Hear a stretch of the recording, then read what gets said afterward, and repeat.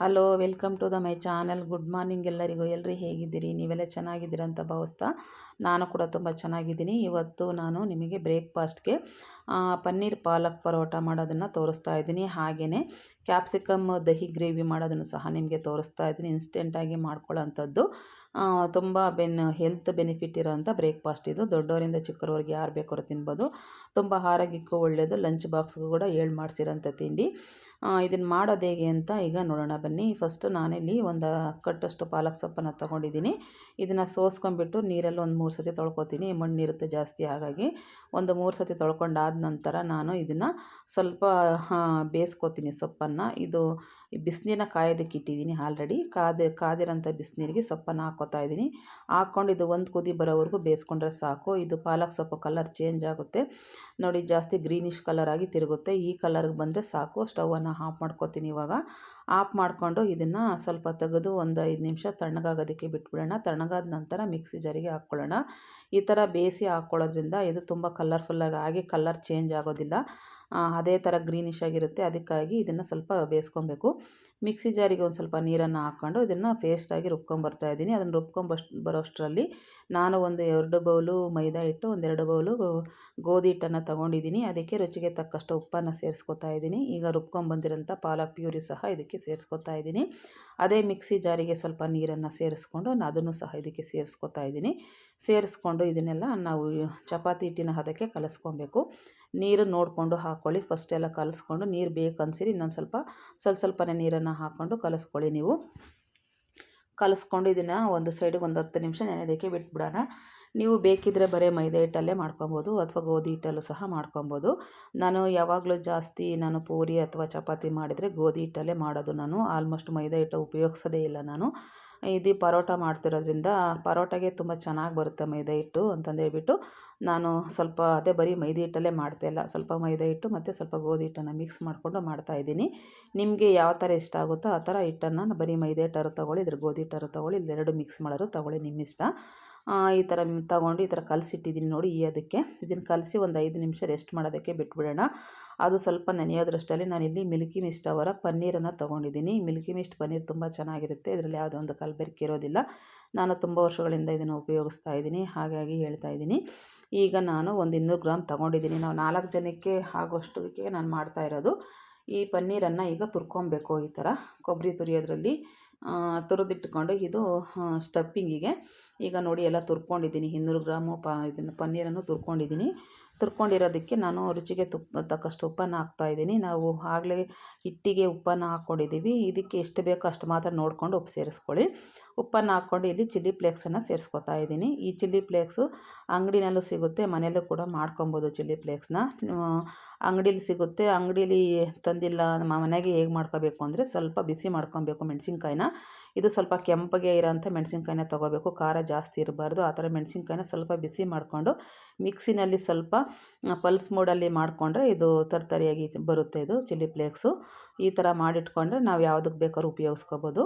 ಈಗ ಅದನ್ನು ನೋಡಿಕೊಂಡು ಖಾರಕ್ಕೆ ಎಷ್ಟು ಬೇಕೋ ಅಷ್ಟು ನೋಡಿಕೊಂಡು ಚಿಲ್ಲಿ ಫ್ಲೇಕ್ಸನ್ನು ಸೇರಿಸ್ಕೊಂಡು ಉಪ್ಪನ್ನು ಸೇರಿಸ್ಕೊಂಡು ನಾನು ಪನ್ನೀರನ್ನೆಲ್ಲನೇ ಈಗ ಮಿಕ್ಸ್ ಮಾಡ್ಕೊತಾ ಇದ್ದೀನಿ. ಇದು ಸ್ಟಫಿಂಗಿಗೆ ಪನ್ನೀರಿಗೆ ಎಷ್ಟು ಬೇಕೋ ಅಷ್ಟು ನೋಡಿಕೊಂಡು ಉಪ್ಪು ಖಾರನ ನೀವು ಸೇರಿಸ್ಕೊಳ್ಳಿ. ನಾನು ಯಾವುದೇ ಒಂದು ಖಾರದ ಪುಡಿ ಸೇರಿಸ್ತಿಲ್ಲ, ಚಿಲ್ಲಿ ಫ್ಲೇಕ್ಸೇ ಸೇರಿಸ್ತಾ ಇರೋದು. ಸೇರಿಸಿ ಇದನ್ನೆಲ್ಲ ಮಿಕ್ಸ್ ಮಾಡಿ ಇದೊಂದು ಸೈಡಿಗೆ ಎತ್ತಿಟ್ಕೊಂಡಿದ್ದೀನಿ. ಈಗ ಮೊದಲೇ ಕಲಸಿಟ್ಟಿರೋಂಥ ಹಿಟ್ಟು ಕೂಡ ಈಗ ನೆಂದಿದೆ ನೋಡಿ. ಈಗ ನೆಂದಿರೋಂಥ ಹಿಟ್ಟನ್ನು ನಾವು ಚಪಾತಿ ಮಾಡೋದಕ್ಕೆ ಎಷ್ಟು ಉಂಡೆ ತೊಗೋತೀವೋ ಅಷ್ಟು ಉಂಡೆನ ತೊಗೊಂಡು ಎಲ್ಲ ಉಂಡೆಗಳನ್ನು ಮಾಡಿಟ್ಕೋತೀನಿ. ಫಸ್ಟು ಉಂಡೆಗಳನ್ನು ಮಾಡಿಟ್ಕೊಂಡು ಆಮೇಲೆ ಚಪಾತಿ ರೀತಿ ಇದನ್ನು ಲಟ್ಟಿಸ್ಕೊಬೇಕು. ನಿಮಗೆ ಇದು ನಾವು ಒಬ್ಬಟ್ಟು ತಡ್ತೀವಲ್ಲ ಆ ಥರ ಚಪಾತಿ ಥರ ಹರಿದ್ಬಿಟ್ಟು ಮಧ್ಯದಲ್ಲಿ ಹೂರಣ ಇಟ್ಬಿಟ್ಟು ರೌಂಡಾಗಾದರೂ ಮಾಡ್ಕೊಬೋದು. ಇಲ್ಲಾಂದರೆ ಟ್ರಯಾಂಗಲ್ ಶೇಪಲ್ಲಾದ್ರೂ ಮಾಡ್ಕೊಬೋದು, ಇಲ್ಲಾಂದರೆ ರೆಕ್ಟ್ಯಾಂಗಲ್ ಶೇಪಲ್ಲಾದ್ರೂ ಮಾಡ್ಕೊಬೋದು. ನಿಮಗೆ ಯಾವ ಥರ ಬೇಕೋ ಆ ಥರ ಮಾಡ್ಕೊಳ್ಳಿ. ನಾನಿಲ್ಲಿ ರೆಕ್ಟ್ಯಾಂಗಲ್ ಶೇಪಲ್ಲಿ ಮಾಡ್ಕೊತಾ ಇದ್ದೀನಿ ನೋಡಿ. ಈ ಥರ ಚಪಾತಿ ಥರ ಹರ್ಕೊಂಡಿದ್ದೀನಿ. ಫಸ್ಟು ನಾನು ಇದನ್ನು ಚಪಾತಿ ಥರ ಮಾಡಿಕೊಂಡು ಇದಕ್ಕೆ ನಾನು ಸ್ಟಫಿಂಗಿಗೆ ಪನ್ನೀರನ್ನು ಸೇರಿಸ್ಕೊತಾ ಇದ್ದೀನಿ. ಪನ್ನೀರು ಅಷ್ಟೇ, ನಿಮ್ಮ ಚಾಯ್ಸು. ನಿಮಗೆ ಪನ್ನೀರ್ ತುಂಬ ಇಷ್ಟ ಆಗುತ್ತೆ ಅಂದರೆ ತುಂಬ ಸ್ವಲ್ಪ ಜಾಸ್ತಿನೇ ತೊಗೊಳ್ಳಿ, ಇಲ್ಲ ಅಂದರೆ ಸ್ವಲ್ಪ ಕಮ್ಮಿನೇ ಹಾಕ್ಕೊಳ್ಳಿ. ನಿಮ್ಮ ಚಾಯ್ಸು. ನಿಮ್ಗೆ ಎಷ್ಟು ಬೇಕೋ ಅಷ್ಟು ಪನ್ನೀರನ್ನು ಸ್ಟಫಿಂಗಿಗೆ ಮಾಡ್ಕೊಬೋದು. ಇಲ್ಲಿ ನಾನು ಒಂದು 3 ಸ್ಪೂನಷ್ಟು ಸ್ಟಫಿಂಗಿಗೆ ಪನ್ನೀರನ್ನು ಹಾಕ್ಕೊತಾ ಇದ್ದೀನಿ. ಹಾಕ್ಕೊಂಡು ಈ ಥರ 4 ಕಡೆ ಮಡ್ಚ್ಕೊತಾ ಇದ್ದೀನಿ. ಈ ಥರ ಮಡ್ಚ್ಕೊಳ್ಳೋದನ್ನ ಈ ಥರ ನಾವು ಮಾಡೋದ್ರಿಂದ ಚೆನ್ನಾಗಿ ಇದು ಲೇಯರ್ ಚೆನ್ನಾಗಿ ಬರುತ್ತೆ. ಹಾಗಾಗಿ ಈ ಥರ ಮಾಡಿಕೊಂಡು ಇದ್ರ ಮೇಲೆ ಸ್ವಲ್ಪ ಎಳ್ಳನ್ನು ಹಾಕ್ಕೊಂಡು ಇದನ್ನು ಲಟ್ಟಿಸ್ಕೊತಾ ಇದ್ದೀನಿ. ಎಳ್ಳು ಇದು ಆಪ್ಷನಲ್ಲು, ನಿಮ್ಮ ಇಷ್ಟ, ಬೇಕಿದ್ರೆ ಇಷ್ಟ ಇದ್ದರೆ ಹಾಕ್ಕೊಳ್ಳಿ, ಇಲ್ಲಾಂದರೆ ಸ್ಕಿಪ್ ಮಾಡಿ. ಎಳ್ಳು ಕೂಡ ತುಂಬ ಒಳ್ಳೆಯದು, ಹಾಗಾಗಿ ನಾನು ಎಳ್ಳನ್ನು ಇಲ್ಲಿ ಹಾಕೋತಾ ಇದ್ದೀನಿ, ನೋಡೋದಕ್ಕೂ ಚೆನ್ನಾಗಿ ಕಾಣುತ್ತೆ ಅಂತ. ಹಾಕಿ ಇದನ್ನು ಈ ಥರ ಲಟ್ಟಿಸ್ಕೊಂಡು ಸ್ಟವ್ ಮೇಲೆ ಒಂದು ಬಾಣಲೆ ಇಟ್ಟು ಅದಕ್ಕೊಂದು ಸ್ವಲ್ಪ ಎಣ್ಣೆನ ಹಾಕ್ಕೊಂಡು ನಾನು ಇಲ್ಲಿ ಮಾಡಿರೋಂಥ ಪರೋಟನ ಹಾಕ್ಕೊಂಡು ಎರಡೂ ಕಡೆ ಎಣ್ಣೆ ಹಾಕ್ಕೊಂಡು ಇದನ್ನು ಬೇಯಿಸ್ಕೊತಾ ಇದ್ದೀನಿ. ಈ ಥರ ಬೇಯಿಸ್ಕೊಳ್ಳೋದ್ರಿಂದ ತುಂಬ ಚೆನ್ನಾಗಿ ಬರುತ್ತೆ ಪರೋಟ, ತುಂಬ ಸ್ಮೂತ್ ಸಾಫ್ಟಾಗಿರುತ್ತೆ, ತಿನ್ನೋದಕ್ಕೂ ತುಂಬ ರುಚಿ ಇರುತ್ತೆ. ಇದು ಎಳ್ಳು ಕೂಡ ಅಷ್ಟೇ, ಅದರಲ್ಲಿ ಜಾಸ್ತಿ ಪ್ರೋಟೀನ್ ಇರೋದ್ರಿಂದ ಎಳ್ಳು, ಆಮೇಲೆ ಮೂಳೆಗಳಿಗೆ ಒಳ್ಳೆ ಕ್ಯಾಲ್ಶಿಯಂ ಇರೋದ್ರಿಂದ ಎಳ್ಳು ಕೂಡ ತುಂಬ ಒಳ್ಳೆಯದು. ಹಾಗಾಗಿ ನಾನು ಎಳ್ಳು ಕೂಡ ಇದಕ್ಕೆ ಸೇರಿಸ್ತಾ ಇದ್ದೀನಿ.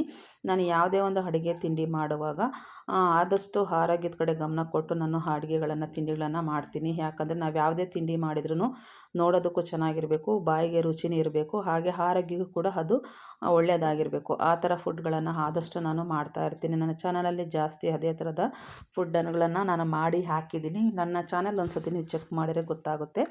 ಹಾಗಾಗಿ ನಾನು ಇದು ಬೆಳಗಿನ ಬ್ರೇಕ್ಫಾಸ್ಟ್ಗೆ ಪ್ರತಿಯೊಂದು ಸಿಗುತ್ತೆ ನೋಡಿ. ಇಲ್ಲಿ ಪಾಲಕ್ಕಿದೆ, ಪನ್ನೀರಿದೆ, ಎಳ್ಳಿದೆ, ಈ ಥರ ಒಳ್ಳೆ ಒಂದು ಆರೋಗ್ಯಕ್ಕೆ ಬೇಕಾಗಿರೋಂಥದ್ದು ಹಾಕಿರೋದ್ರಿಂದ. ಪಾಲಕ್ಕು ಅಷ್ಟೇ ಐರನ್ ಕಂಟೆಂಟ್ ಜಾಸ್ತಿ ಇರುತ್ತೆ, ಹಿಮೋಗ್ಲೋಬಿನ್ ಅಂಶ ಜಾಸ್ತಿ ಇಂಪ್ರೂವ್ ಮಾಡ್ಕೋಬೋದು ಪಾಲಕ್ ಸೊಪ್ಪಿಂದ. ಆಮೇಲೆ ಪ್ರೋಟೀನ್ ಅಂಶ ಜಾಸ್ತಿ ಇರುತ್ತೆ ಎಳ್ಳಲ್ಲಿ, ಆಮೇಲೆ ಕ್ಯಾಲ್ಶಿಯಮ್ ರಿಚ್ ಇರುತ್ತೆ ನಮ್ಮ ಪನ್ನೀರಲ್ಲಿ. ಹಾಗಾಗಿ ಇದು ತುಂಬ ಒಳ್ಳೆಯದು ನಮ್ಮ ಆರೋಗ್ಯಕ್ಕೆ. ಇಂಥ ಒಂದು ಎಲ್ಲನೂ ಪ್ರೋಟೀನ್, ವಿಟಮಿನ್ಸ್ ಎಲ್ಲನೂ ನಾವು ಒಂದೇ ಇದರಲ್ಲೇ ಸಿಗೋ ಹಾಗೆ ನಾವು ಮಾಡ್ಕೊಬೇಕು ಬೆಳಗಿನ ಬ್ರೇಕ್ಫಾಸ್ಟ್ಗೆ. ಯಾಕಂದರೆ ಇದನ್ನು ಒಂದೆರಡು ಇವನ್ನ ಪರೋಟ ತಿಂದರೆ ಸಾಕು, ನಮಗೆ ಎಲ್ಲನೂ ಇದರಲ್ಲೇ ಸಿಕ್ಬಿಡುತ್ತೆ. ನಮ್ಗೆ 2 ಪರೋಟ ತಿನ್ನೋದ್ರಲ್ಲೇ ಸಾಕು ಅನ್ನಿಸ್ಬಿಡುತ್ತೆ, ಅಷ್ಟು ಚೆನ್ನಾಗಿರುತ್ತೆ. ಯಾಕಂದರೆ ಎಲ್ಲನೂ ಇಂಕ್ಲೂಡ್ ಆಗಿರುತ್ತಲ್ವ ಇದರಲ್ಲಿ. ಹಾಗಾಗಿ ಅದಕ್ಕೋಸ್ಕರ ನಾನು ಮಾಡ್ತಾಯಿದ್ದೀನಿ. ಇದು ಎಳ್ಳು ನಿಮ್ಮ ಆಪ್ಷನಲ್ಲಿ, ನಿಮ್ಗೆ ಇಷ್ಟ ಇಲ್ಲ ಅಂದರೆ ಸ್ಕಿಪ್ ಮಾಡ್ಕೊಳ್ಳಿ. ನಾನು ಈ ಥರ ಎಲ್ಲನೂ ಹೀಗೆ ಮಾಡಿ ಫಸ್ಟು ನಾನು ಇಟ್ಕೋತಾ ಇದ್ದೀನಿ. ಈ ಪರೋಟನ ನಿಮಗೆ ಟೊಮೊಟೊ ಸಾಸ್ ಜೊತೆ ತಿನ್ಬೋದು, ಆಮೇಲೆ ಮೊಸರು ಬಜ್ಜಿ ಜೊತೆ ತಿನ್ಬೋದು, ಚಟ್ನಿ ಜೊತೆನಾದ್ರು ತಿನ್ಕೋಬೋದು, ಇಲ್ಲಾಂದರೆ ಯಾವುದಾದ್ರು ಸಾಗು ಮಾಡ್ಕೊಂಡು ತಿನ್ಕೋಬೋದು, ಯಾವುದಾದ್ರು ಮೊಳಕೆ ಕಾಳು ಸಾಗುಗಳು ಮಾಡ್ಕೊಂಡು ತಿನ್ಬೋದು, ಇಲ್ಲಾಂದರೆ ಪನ್ನೀರ್ ಗ್ರೇವಿ, ಮಶ್ರೂಮ್ ಗ್ರೇವಿ ಜೊತೆನಾದ್ರು ತಿನ್ಕೋಬೋದು. ನಾನು ಇಲ್ಲಿ ಇವತ್ತು ಇದಕ್ಕೆ ಇದು ಕ್ಯಾಪ್ಸಿಕಮ್ಮು ದಹಿ ಮಸಾಲ ಮಾಡೋದು ಹೆಂಗೆ, ಇನ್ಸ್ಟೆಂಟಾಗಿ ಮಾಡೋದು ಹೆಂಗೆ ಅಂತ ತೋರಿಸ್ತಾ ಇದ್ದೀನಿ. ಅದು ಕೂಡ ತುಂಬ ಗುಡ್ ಕಾಂಬಿನೇಷನ್ ಇದಕ್ಕೆ. ಹಾಗಾಗಿ ಕ್ಯಾಪ್ಸಿಕಮ್ ಕೂಡ ತುಂಬ ಒಳ್ಳೆಯದಲ್ವ ನಮ್ಮ ಆರೋಗ್ಯಕ್ಕೆ, ಅದಕ್ಕೋಸ್ಕರ ನಾನು ಕ್ಯಾಪ್ಸಿಕಮನ್ನು ಉಪಯೋಗಿಸ್ಕೊತಾ ಇದ್ದೀನಿ ಇವತ್ತು. ಇನ್ಸ್ಟೆಂಟಾಗಿ ಮಾಡೋಣ ಅಂತಂದೇಳಿ. ನಿಮಗೆ ಯಾವ್ದು ಇಷ್ಟನೋ ಅದನ್ನು ನೀವು ಮಾಡ್ಕೊಳ್ಳಿ. ಯಾಕಂದರೆ ನಾನು ಯಾವಾಗಲೂ ಗ್ರೇವಿ, ಚಟ್ನಿ, ಸಾಗು ಈ ಥರ ಎಲ್ಲ ಮಾಡಿ ತೋರಿಸಿದ್ದೀನಿ. ಈ ಥರದ್ದು ಒಂದು ಮಾಡಿ ತೋರಿಸೋಣ ಅಂತಂದೇಳ್ಬಿಟ್ಟು ನಾನು ಇವತ್ತು ಅದನ್ನು ಇದ್ರ ಕಾಂಬಿನೇಷನ್ ಆಗಿ ಮಾಡ್ತಾಯಿದ್ದೀನಿ. ಇದು ಕೂಡ ಅದಕ್ಕೆ ಕಾಂಬಿನೇಷನ್ ತುಂಬ ಚೆನ್ನಾಗಿರುತ್ತೆ ಪರೋಟಾಗೆ. ಹಾಗಾಗಿ ನಿಮಗೆ ಮಾಡಿ ತೋರಿಸ್ತಾ ಇದ್ದೀನಿ. ಈ ಥರ ಮಾಡಿಕೊಡಿ, ಮನೇಲಿ ದೊಡ್ಡವರಿಂದ ಚಿಕ್ಕವರಿಗೆಲ್ಲರೂ ತುಂಬ ಇಷ್ಟಪಡ್ತಾರೆ. ಯಾಕಂದರೆ ನಾವು ಯಾವಾಗೂ ಮಾಡೋ ಥರನೇ ತಿಂಡಿಗಳು ಮಾಡ್ತಾಯಿದ್ರೆ ಮನೆಗೆಲ್ಲರಿಗೂ ತಿನ್ನೋದಕ್ಕೆ ಬೇಜಾರು ಅನಿಸುತ್ತೆ. ಮಾಡಿದ್ದೀರಾ ಅಂತ.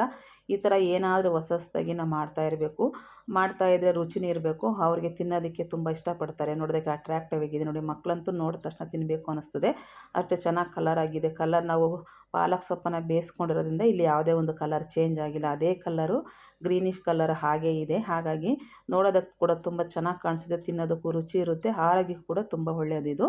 ಆ ಥರ ಇರೋವಂಥ ಫುಡ್ಗಳನ್ನು ನಾವು ಆದಷ್ಟು ಮಾಡ್ತಾಯಿದ್ರೆ ಮನೆಯಲ್ಲಿರೋರು ಎಲ್ಲರೂ ಕೂಡ ನಿಜವಾಗ್ಲೂ ಮನೆ ತಿಂಡಿನೇ ಆದಷ್ಟು ಇಷ್ಟಪಡ್ತಾರೆ. ಈ ಥರ ಏನಾದ್ರು ಹೊಸ ವೆರೈಟಿ ಮಾಡಿಕೊಡ್ತಾ ಇರಬೇಕು ನಾವು, ತುಂಬ ಚೆನ್ನಾಗಿರುತ್ತೆ. ನಾನು ಯಾವಾಗಲೂ ಇದೇ ಥರನೇ ಹೊಸ್ದಾಗಿ ಏನಾದರೂ ಒಂದು ಟ್ರೈ ಮಾಡ್ತಾ ಇರ್ತೀನಿ. ಟ್ರೈ ಮಾಡಿ ಅದು ಎಲ್ಲ ನಮ್ಮ ಮನೆಯಲ್ಲಿ ತುಂಬ ಚೆನ್ನಾಗಿದೆ ಅಂತ ಇಷ್ಟಪಟ್ಟಾಗ ನಾನು ಕೂಡ ನಿಮಗೆ ತೋರಿಸ್ಕೊಡ್ತೀನಿ. ಅವಾಗ ನಾನು ಒಂದು ವಿಡಿಯೋ ಮಾಡಿಬಿಟ್ಟು ರೆಸಿಪಿ ಮಾಡಿ ನಾನು ಯೂಟ್ಯೂಬ್ಗೆ ಹಾಕ್ತೀನಿ. ನಮ್ಮ ಮನೇಲೆಲ್ಲ ಒಳ್ಳೆ ರಿವ್ಯೂ ಕೊಟ್ಟಾಗ ನಾನೇ ನಿಮಗೆ ತೋರಿಸ್ಕೊಡೋದು.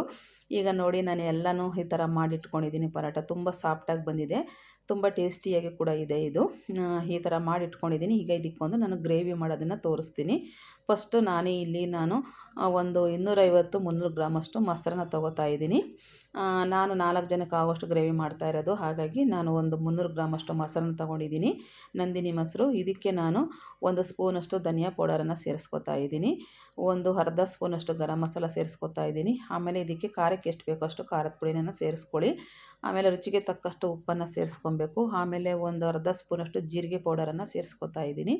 ಆಮೇಲೆ ಇದಕ್ಕೆ ಬೇಸಿನ್ನು ಅಂದರೆ ಕಡಲೆ ಹಿಟ್ಟು, 1-2 ಸ್ಪೂನಷ್ಟು ಕಡಲೆ ಹಿಟ್ಟನ್ನು ಸೇರಿಸ್ಕೊತಾ ಇದ್ದೀನಿ. ಇಷ್ಟನ್ನು ಸೇರಿಸ್ಕೊಂಡು ಇದನ್ನು ಚೆನ್ನಾಗಿ ಬೀಟ್ ಮಾಡಬೇಕು. ಇದು ಸ್ವಲ್ಪ ಏನಾದರೂ ಗಟ್ಟಿ ಅನಿಸಿದ್ರೆ ಒಂದು ಸ್ವಲ್ಪ ನೀರು ಬೇಕಾದ್ರೆ ಸೇರಿಸ್ಕೋಬೋದು. ಸೇರಿಸ್ಕೊಂಡು ಎಲ್ಲ ಚೆನ್ನಾಗಿ ಮಿಕ್ಸ್ ಮಾಡ್ಕೊಳ್ಳೋಣ. ಇಷ್ಟೇ, ಇದಕ್ಕೆ ಮಸಾಲೆ ಬೇರೆ ಇನ್ಯಾವುದು ಸೇರಿಸೋಂಥ ಅವಶ್ಯಕತೆ ಇಲ್ಲ. ಇದು ಸಿಂಪಲ್ಲಾಗೂ ಇರುತ್ತೆ, ಆಮೇಲೆ ರುಚಿನೂ ಕೂಡ ಅದ್ಭುತವಾಗಿರುತ್ತೆ. ಯಾರು ಹೆಚ್ಚಿಗೆ ನಾವು ಮಸಾಲೆ ತಿನ್ನೋಲ್ಲ ಅಂತಾರೋ ಅಂಥವ್ರಿಗೆ ಮಾತ್ರ ತುಂಬ ಇಷ್ಟ ಆಗುತ್ತೆ ಇದು. ಅದನ್ನೆಲ್ಲ ಕಲಸಿ ಒಂದು ಸೈಡ್ಗೆ ಎತ್ತಿಟ್ಕೊಂಡ್ಬಿಡೋಣ. ಈಗ ನಾನು ಒಂದು 1/4 kg ಕ್ಯಾಪ್ಸಿಕಮ್ ತೊಗೊಂಡಿದ್ದೀನಿ. ಒಳಗಡೆ ಬೀಜ ತೆಗೆದು ಬಾಕ್ಸ್ ಟೈಪ್ ಕಟ್ ಮಾಡಿ ಇಟ್ಕೊಂಡಿದ್ದೀನಿ. ಹಾಗೆ 2 ಈರುಳ್ಳಿನೂ ತೊಗೊಂಡು ಅದನ್ನು ಕೂಡ ಅಷ್ಟೇ ಬಾಕ್ಸ್ ಟೈಪು ಕಟ್ ಮಾಡಿ ಇಟ್ಕೊಂಡಿದ್ದೀನಿ. ಈಗ ಸ್ಟವ್ ಮೇಲೆ ಒಂದು ಬಾಣಲೆ ಇಟ್ಬಿಟ್ಟು 1-2 ಸ್ಪೂನ್ ಎಣ್ಣೆ ಹಾಕಿ ಒಂದು ಅರ್ಧ ಸ್ಪೂನ್ ಜೀರಿಗೆ ಹಾಕಿದ್ದೀನಿ. ಅದು ಜೀರಿಗೆ ಸಿಡಿದ ನಂತರ ಹೆಚ್ಚಿಟ್ಕೊಂಡಿರೋಂಥ ಕ್ಯಾಪ್ಸಿಕಮ್ಮು ಮತ್ತು ಈರುಳ್ಳಿನ ಸೇರಿಸ್ಕೊತಾ ಇದ್ದೀನಿ. ಸೇರಿಸ್ಕೊಂಡು ಇದನ್ನು ಒಗ್ಗರಣೆಯಲ್ಲೇ ಬಾಡಿಸ್ಕೊಬೇಕು. ಇದು ತುಂಬ ಸಿಂಪಲ್ಲಾಗಿದೆ, ಟೇಸ್ಟ್ ಕೂಡ ಅಷ್ಟೇ ಚೆನ್ನಾಗಿರುತ್ತೆ. ಯಾವುದೇ ಒಂದು ಜಾಸ್ತಿ ಗರಂ ಮಸಾಲೆಗಳು ಏನೂ ಸೇರಿಸಿಲ್ಲ, ನಾನು ಸ್ಪೈಸಿಯಸ್ ಏನೂ ಸೇರಿಸಿಲ್ಲ. ಈ ಥರ ಲೈಟ್ ವೆಯ್ಟ್ ಆಗಿರೋಂಥ ಗ್ರೇವಿ ತುಂಬ ಚೆನ್ನಾಗಿರುತ್ತೆ. ಇದು ಜಾಸ್ತಿ ನಾವು ಸ್ಪೈಸಸ್ಗಳು ತಿನ್ನಲ್ಲ ಅನ್ನೋರಿಗೆ ನಿಜವಾಗ್ಲೂ ತುಂಬ ಇಷ್ಟ ಆಗುತ್ತೆ. ಇನ್ನು ಯಾವಾಗಲೂ ಸ್ಪೈಸಸ್ಸೇ ಮಾಡ್ಕೊಂಡು ತಿನ್ನೋಬ್ರು ಈ ಥರ ಒಂಥರ ಮಾಡ್ಕೊಂಡು ತಿನ್ನಿ, ತುಂಬ ಇಷ್ಟ ಆಗುತ್ತೆ. ಹಾಗಾಗಿ ನಾನು ಇವತ್ತು ಇದು ಮಾಡಿದ್ದೀನಿ. ಯಾಕಂದರೆ ಅದರಲ್ಲಿ ಪರೋಟದಲ್ಲಿ ಪನ್ನೀರ್ ಪರೋಟ ಮಾಡಿರೋದ್ರಿಂದ ಎಲ್ಲ ಅದರಲ್ಲೇ ಇದೆ. ಅದಕ್ಕೊಂದು ಸಿಂಪಲಾದ ಗ್ರೇವಿ ಮಾಡೋಣ ಅಂತ ನಾನು ಇದಕ್ಕೆ ಏನು ಹೆಚ್ಚಿಗೆ ಮಸಾಲೆಗಳು ಸೇರಿಸ್ತಲೇ ಇರೋಂಥದ್ದನ್ನ ಮಾಡಿದ್ದೀನಿ. ಈಗ ನಾನು ಎಣ್ಣೆಯಲ್ಲಿ ಚೆನ್ನಾಗಿ ಕ್ಯಾಪ್ಸಿಕಮ್ ಮತ್ತು ಈರುಳ್ಳಿ ಚೆನ್ನಾಗಿ ಬೇಯಿಸ್ಕೊಬೇಕು. ಇದನ್ನು ಜಾಸ್ತಿ ಬೇಯಿಸೋಂಥ ಅವಶ್ಯಕತೆ ಇಲ್ಲ, ಒಂದು 70% ಬೆಂದರೆ ಸಾಕು. ಇವಾಗ ಕ್ಯಾಪ್ಸಿಕಮ್ಮು ಮತ್ತು ಈರುಳ್ಳಿ ಚೆನ್ನಾಗಿ ಬೆಂದಿರೋ ಅಂಥದ್ದಕ್ಕೆ ನಾನು ಕಲಸಿಟ್ಕೊಂಡಿರೋ ಅಂಥ ಮಸಾಲೆನ ಸೇರಿಸ್ಕೊತಾ ಇದ್ದೀನಿ, ಅಂದರೆ ಮೊಸರು ಸೇರಿಸ್ಕೊತಾ ಇದ್ದೀನಿ. ಇದು ಹಾಕಿದ ತಕ್ಷಣ ಬೇಗ ಗಟ್ಟಿಯಾಗಿ ಹೋಗ್ಬಿಡುತ್ತೆ, ಹಾಗಾಗಿ ನೋಡಿಕೊಂಡು ಕೈ ಆಡಿಸ್ತಾ ಇರಿ. ನಿಮಗೆ ಯಾವ ಥರ ಬೇಕೋ ಗ್ರೇವಿ ನೋಡಿಕೊಂಡು ನೀರನ್ನು ಸೇರಿಸ್ಕೊಳ್ಳಿ. ಸ್ವಲ್ಪ ಗಟ್ಟಿ ಬೇಕು ಅಂದರೆ ಒಂದು ಅರ್ಧ ಲೋಟದಷ್ಟು ನೀರು ಹಾಕ್ಕೊಳ್ಳಿ, ಇಲ್ಲ ಸ್ವಲ್ಪ ಸೆಮಿ ಗ್ರೇವಿ ಬೇಕು ಅಂದರೆ 1.5 ಲೋಟದಷ್ಟು ನೀರನ್ನು ಸೇರಿಸ್ಕೊಂಡು ಇದನ್ನು ಮೀಡಿಯಮ್ ಉರಿನಲ್ಲಿ ಕುದಿಸ್ಕೊಬೇಕು. ಕಡಲೆ ಹಿಟ್ಟು ಹಾಕಿದ್ರೆ ಬೇಗ ಗಟ್ಟಿಯಾಗಿ ಹೋಗ್ಬಿಡುತ್ತೆ, ತಳ ಹಿಡಿಯುತ್ತದೆ. ಹಾಗಾಗಿ ಈ ಥರ ಕೈ ಬಿಡದೆ ನೀವು ಇದನ್ನು ಮಿಕ್ಸ್ ಮಾಡ್ತಾನೆ ಇರಬೇಕು. ಒಂದು 5 ನಿಮಿಷ 10 ನಿಮಿಷ ಇದನ್ನು ಕುದಿಸ್ಬಿಟ್ರೆ ರೆಡಿಯಾಗಿ ಹೋಗ್ಬಿಡುತ್ತೆ. ಹಾಕಿರೋಂಥ ಮಸಾಲೆಗಳು ಮತ್ತು ಕಡಲೆ ಹಿಟ್ಟು ಬೆಂದರೆ ಸಾಕು, ಯಾಕಂದರೆ ಈರುಳ್ಳಿ ಮತ್ತು ಕ್ಯಾಪ್ಸಿಕಮ್ ಆಲ್ರೆಡಿ ಒಗ್ಗರಣೆಯಲ್ಲಿ ಬೆಂದಿದೆ. ಇವಾಗ ಈ ಮಸಾಲೆಗಳು ಹಾಕಿರೋಂಥ ಮಸಾಲೆಗಳು ಮತ್ತು ಕಡಲೆ ಹಿಟ್ಟು ಬೆಂದ್ಕೊಂಡ್ರೆ ಸಾಕು. ಒಂದು 10 ನಿಮಿಷ ಬೆಂದರೆ ಇದು ರೆಡಿಯಾಗಿ ಹೋಗ್ಬಿಡುತ್ತೆ. ಆಮೇಲೆ ಸ್ವಲ್ಪ ತಿಕ್ಕಾಗೂ ಆಗುತ್ತೆ ಗ್ರೇವಿ. ನೋಡಿ, ನಾನು ಈಗ ಒಂದು 10 ನಿಮಿಷ ಹೀಗೇ ಬೇಯಿಸ್ಕೊತಾ ಇದ್ದೀನಿ. ಇದನ್ನು ಕೈ ಬಿಡಬಾರ್ದು, ಯಾಕಂದರೆ ತಳ ಅಂಟ್ಬಿಡುತ್ತೆ ಕಡಲೆ ಹಿಟ್ಟು ಹಾಕಿರೋದ್ರಿಂದ. ಈ ಥರ ಕೈ ಆಡಿಸ್ತಾನೆ ಇರಬೇಕು. ಈ ಥರ ಒಂದು 10 ನಿಮಿಷ ನಾನು ಕುದಿಸ್ಕೊಂಡಿದ್ದೀನಿ. ಈಗ ಕುದಿಸ್ಕೊಂಡ್ಮೇಲೆ ಗ್ರೇವಿ ಕೂಡ ಗಟ್ಟಿಯಾಗಿದೆ. ಈಗ ನಾನು ಸ್ಟವನ್ನು ಆಫ್ ಮಾಡ್ಕೊತಾ ಇದ್ದೀನಿ. ಇವಾಗ ಇದು ರೆಡಿಯಾಗೋಯ್ತು. ರೆಡಿಯಾದ ನಂತರ ಕೊನೆಯದಾಗಿ ಇದಕ್ಕೆ ಒಂದು ಸ್ವಲ್ಪ ಕೊತ್ತಂಬರಿ ಸೊಪ್ಪನ್ನು ಸೇರಿಸ್ಕೊತಾ ಇದ್ದೀನಿ. ಲಾಸ್ಟ್ ಟಚಿಂಗ್ ಇದು ಕೊತ್ತಂಬರಿ ಸೊಪ್ಪನ್ನು ಹಾಕಿಬಿಟ್ಟು ಒಂದು ಸರಿ ಮಿಕ್ಸ್ ಮಾಡಿ ಇಟ್ಟುಬಿಟ್ರೆ ಈ ಕ್ಯಾಪ್ಸಿಕಮ್ ದಹಿ ಗ್ರೇವಿ ಕೂಡ ರೆಡಿಯಾಗಿ ಹೋಗ್ಬಿಡುತ್ತೆ. ತುಂಬ ಸಿಂಪಲ್ಲಾಗಿದೆ, ಬೇಗನೂ ಆಗುತ್ತೆ. ಹೆಚ್ಚಿಗೆ ಯಾವುದೇ ಒಂದು ಮಸಾಲೆಗಳಿಲ್ಲ, ರುಬ್ಬೋ ಅಂಥ ಅವಶ್ಯಕತೆ ಇಲ್ಲ. ಅರ್ಜೆಂಟಾಗಿ ಏನಿಲ್ಲ ಅಂದಾಗ ಈರುಳ್ಳಿ ಕ್ಯಾಪ್ಸಿಕಮ್ ಇದ್ದರೆ ಈ ಥರ ಮಾಡ್ಕೊಬೋದು ನೀವು. ಇದಕ್ಕೆ ಬೇಕಿದ್ದರೆ ಆಲೂಗಡ್ಡೆನೂ ಸೇರಿಸ್ಕೊಬೋದು. ನಾನು ಇಷ್ಟೇ ಮಾತ್ರ ಹಾಕ್ಕೊಂಡಿದ್ದೀನಿ ಆರೋಗ್ಯ ದೃಷ್ಟಿಯಿಂದ. ಈಗ ನಾನು ಸರ್ವ್ ಮಾಡ್ತಾ ಇದ್ದೀನಿ. ನೋಡಿ, ಬೆಳಗಿನ ತಿಂಡಿಗೆ ನಾನು ಮಾಡಿದ್ದೆ ಬ್ರೇಕ್ಫಾಸ್ಟ್ಗೆ. ನೋಡಿ ಎಷ್ಟು ಸಾಫ್ಟಾಗಿದೆ ಪರೋಟ, ತುಂಬ ಚೆನ್ನಾಗಿದೆ, ನೋಡೋಕ್ಕೂ ಕೂಡ ತುಂಬ ಅಟ್ರ್ಯಾಕ್ಟಿವ್ ಆಗಿದೆ. ಈಗ ನಾನು ಈ ಪರೋಟ ಜೊತೆಗೆ ಈ ಗ್ರೇವಿನ ಸೇರಿಸ್ತಾ ಇದ್ದೀನಿ. ಸೇರಿಸಿ ನಾನು ಬೆಳಗಿನ ಲಂಚ್ಗೆ ಮಾಡಿದ್ದೀನಿ. ತುಂಬ ಚೆನ್ನಾಗಿತ್ತು ಇದೆರಡು ಕಾಂಬಿನೇಷನ್ನು. ಮನೆಯಲ್ಲಂತೂ ತುಂಬ ಎಲ್ಲ ಇಷ್ಟಪಟ್ಟರು. ಹಾಗಾಗಿ ನಾನು ಕೂಡ ನಿಮಗೆ ಮಾಡಿ ತೋರಿಸಿದ್ದೀನಿ. ನಿಮಗೇನಾದರೂ ಈ ರೆಸಿಪಿ ಇಷ್ಟ ಆದರೆ ನೀವು ಕೂಡ ಮನೇಲಿ ಒಂದು ಸಲ ಟ್ರೈ ಮಾಡಿ ನೋಡಿ. ಹೇಗೆ ಬಂತು ರೆಸಿಪಿ ಅಂತ ನನಗೆ ಕಮೆಂಟ್ ಬಾಕ್ಸಲ್ಲಿ ತಿಳಿಸಿ. ನಿಮಗೆ ಯಾವುದೇ ಒಂದು ರೆಸಿಪಿ ಇಷ್ಟ ಆದರೆ, ನಿಮಗೆ ಯಾವುದಾದ್ರೂ ಒಂದು ರೆಸಿಪಿ ಬೇಕು ಅಂದರೆ ನನಗೆ ಕಮೆಂಟ್ ಬಾಕ್ಸಲ್ಲಿ ಈ ಥರ ರೆಸಿಪಿ ಮಾಡಾಕಿ ಅಂತಂದರೆ ಖಂಡಿತ ನಾನು ಅದನ್ನು ಮಾಡಿ ತೋರಿಸೋಂಥ ಪ್ರಯತ್ನ ಮಾಡ್ತೀನಿ. ಯಾಕಂದರೆ ನನಗೆ ಗೊತ್ತಿರೋಂಥ ಅಡುಗೆಗಳೆಲ್ಲ ನಾನು ಮಾಡಿ ನಿಮಗೆ ತೋರಿಸ್ತಾ ಇರ್ತೀನಿ. ಅಕಸ್ಮಾತ್ ನನಗೆ ಗೊತ್ತಿಲ್ಲದಿರೋ ಅಡುಗೆಗಳು ನಿಮಗೆ ಗೊತ್ತಿರಬಹುದಲ್ವ, ಅಂಥ ಅಡುಗೆಗಳು ನಿಮಗೇನಾದರೂ ಬೇಕು ಅನ್ನಿಸ್ದಾಗ ನನಗೆ ಹೇಳಿದರೆ ಖಂಡಿತ ನಿಮಗೆ ಮಾಡಿ ತೋರಿಸೋಂಥ ಪ್ರಯತ್ನ ನಾನು ಖಂಡಿತ ಮಾಡ್ತೀನಿ. ನೋಡಿ ಎಷ್ಟು ಚೆನ್ನಾಗಿ ಪದರವಾಗಿ ಬಂದಿದೆ, ತುಂಬ ಪದರವಾಗಿ ಬಂದಿದೆ, ಸ್ಮೂತಾಗೂ ಬಂದಿದೆ, ತುಂಬ ಚೆನ್ನಾಗಿದೆ ಇದು ಪರೋಟ. ಈ ಗ್ರೇವಿ ಜೊತೆ ಅಂತೂ ತುಂಬ ಗುಡ್ ಕಾಂಬಿನೇಷನ್ ಅಂತಲೇ ಹೇಳ್ಬೋದು.